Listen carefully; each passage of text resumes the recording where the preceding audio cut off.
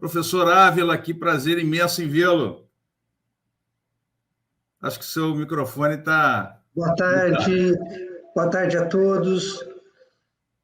Boa tarde, professor Cláudio Carneiro. Eu quero, em vosso nome, saudar a toda a organização do 4º Simpósio Integrado do CIDEP, a toda a UniFG, agradecer a oportunidade de estar aqui. Professor Ávila, muito obrigado por sua participação, assim como a professora Jussara, Carlos, Eduardo e o Fernando de Paula. É um imenso prazer tê-lo aqui conosco, tá? E eu vou lhe passar diretamente a palavra, mas, ao final, teremos a nossa foto do nosso painel. A palavra é sua, muito obrigado. Obrigado vou ficar aqui nos bastidores lhe ouvindo. Obrigado a todos. Eu vou fazer uma fala muito breve. Quero mais ou menos situar a questão da ONU 2030 para dizer que a Declaração de Direitos Humanos, que é a base, né, da ONU 2030 e da própria ONU, ela permanece hoje ainda tão relevante quanto ela foi redigida em 1948. A questão é que, apesar do grande progresso na proteção dos direitos humanos em muitos cantos do planeta, ainda mais de 152 milhões de pessoas são vítimas de trabalho infantil em todo o mundo. 780 milhões de mulheres e trabalhadores se reúnem em situação de pobreza. O Pacto Global, desde a criação no ano de 2000, foi uma iniciativa das Nações Unidas que conectou os direitos humanos com o setor com o setor empresarial. Isso se fez por uma compreensão de que o direito, e quando pensamos em direito conectado com economia, não pode mais ser pensado como já foi sustentado por vários doutrinadores, que o direito seria uma forma de dominação. Nós precisamos compreender que o direito hoje é um direito transformador, um direito capaz de proporcionar a evolução da sociedade. E isso se faz não mais através de um direito estático, de um direito puramente piramidal, né? Ainda que esse olhar do vértice da pirâmide se dê de dentro para fora, mas ele não pode mais ser feito dessa forma. Ele precisa de um direito que ouça os seus autores, de um direito que não seja mais fragmentado, né, e que passe de uma própria ideia que já seria até ampla, uma ideia de direito universal, para uma ideia de direito pluriuniversal.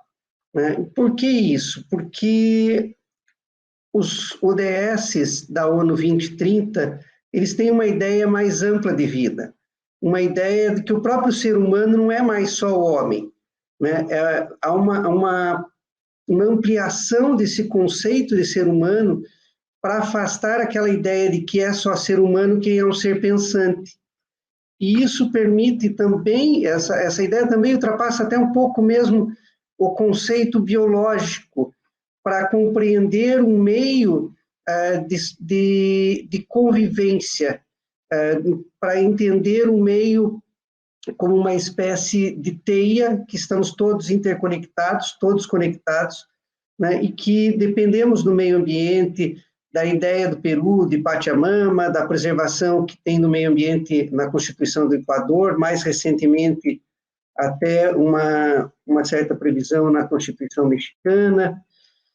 E neste cenário, eu observo com tristeza, né, e já faço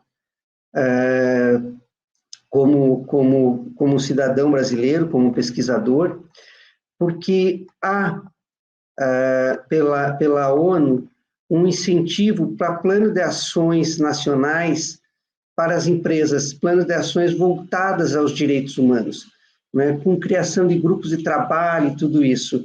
E se nós formos olhar, isso não é uma ideia nova. Esse plano e esse incentivo que converge fortemente na ONU 2030, ele já foi aplicado, lançado no Reino Unido em 2013, na Holanda, na Dinamarca e vários outros países.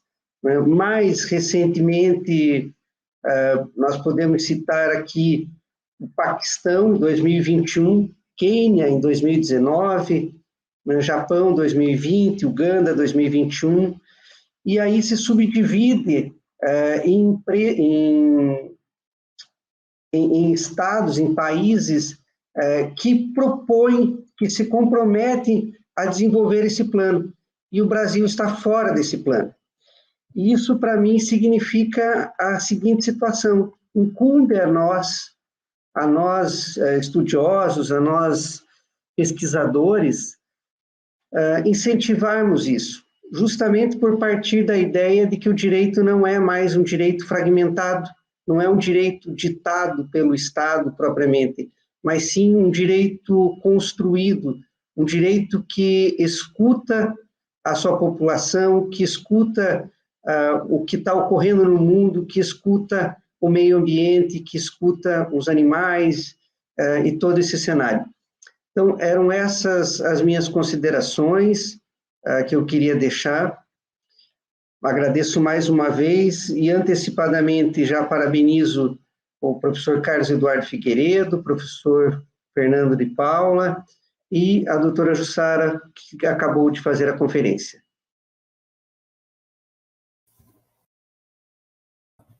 Muito obrigado por sua participação. Eu queria comunicar aqui, né, professor Ávila, que o convênio, né, que o acordo de cooperação que foi feito, o professor Ávila também preside a Comissão de Direito Constitucional da OAB Itajaí, em Santa Catarina, realizou recentemente a 4ª edição do Congresso Luso Brasileiro, juntamente com o professor Carlos Eduardo, Fernando de Paula e Jussara Ávila, um congresso sensacional, aproveitando aqui para parabenizá-lo mais uma vez, e agora estão também participando conosco como investigadores do CIDEP, e nós também celebramos aí, em nome do professor Ávila, juntamente com o CIDEP, um acordo de cooperação de investigação científica entre ambas as entidades. Então, muitíssimo obrigado, professor Ávila,